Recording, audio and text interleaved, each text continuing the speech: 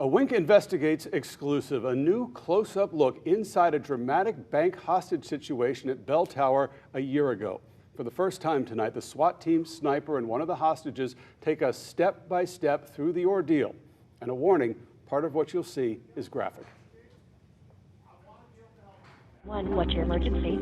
A guy just entered the Bank of America and made us all get out. He says he has a bomb. We just had a serious incident in the county that I got briefed on. A knife-wielding robber held the blade to the throat of an innocent hostage. A SWAT storm, saving 2 bank hostages 1 year ago at the Bell Tower Bank of America. But that intense instant took time to set up with a degree of precision you and I haven't seen until now. And this is exactly what we train for. We train for worst-case scenario. Inside, what first sounded like a bank robbery was starting to sound much worse. He was holding some kind of black square thing in his hand, screaming he had a bomb, everybody to get the F out. At the same time, I have made an announcement that I am outside. Lieutenant Paul Nader, Lee County SWAT sniper, gets ready and takes his first position. Right away, there's a problem. Mirrored glass on the building. What do you see? I see an image of myself. But with high-tech help, the sheriff and SWAT team outside are getting a look at what's going on inside. It's clear there are hostages inside, and the plan to get them out is coming into focus. And I knew at that point, like if it came to a situation where I had to shoot a hostage, that I knew that I was going to be able to do it. That's the sniper, Paul Nader, in the middle. Next to him, screen right, is Gus Rengifo, a teller at work that morning, one of the hostages, telling his story for the first time. So he had a knife to your throat? Yeah, the whole time. Both of them walking through what it took to take out a man holding 2 hostages claiming to have a bomb and a gun. Getting Gus and the other hostage out required eyes and ears inside. That's where Robbie the Robo-Dog played a critical role, providing these pictures outside and creating a turning point in the day inside. Because he get very nervous as soon as the Robo-Dog comes. Now, with an agitated hostage taker, Nader and the SWAT team are in the lobby, taking aim, quite literally. I came up on the sergeant's shoulder and started getting a sight picture. I explained to him he needs to put his hand on top of his head so I can, have a good, stable platform. I'm watching him. I got my. So there's the head. Yep. I got him in my sights, and I'm making a decision on how am I going to play this out. So he's appearing and disappearing, appearing and disappearing. Precisely calculating the distance between them. I'm aiming 2 inches higher than where I want my bullet to be. With the suspect holding the hostages right next to him and that knife in his hand. As you see in the video, I only see the crown of his head most of the time.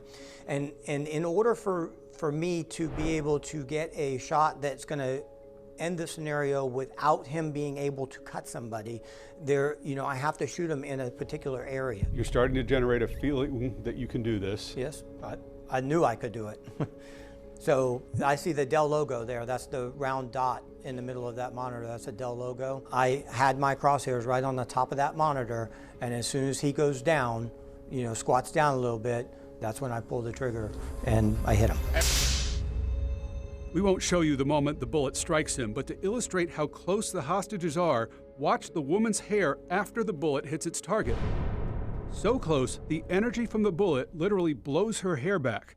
But it's over. And now we learn some of the inside secrets as to how it got done, including how Gus, as a hostage, tried to help the sniper by keeping everyone in plain sight. And he tried to push me all the time to go down there, and I would just try to keep him in that little space. The SWAT team don't lose the target. It worked. One bullet ended the whole ordeal, but started the only anxiety that sniper Paul Nader would feel that day.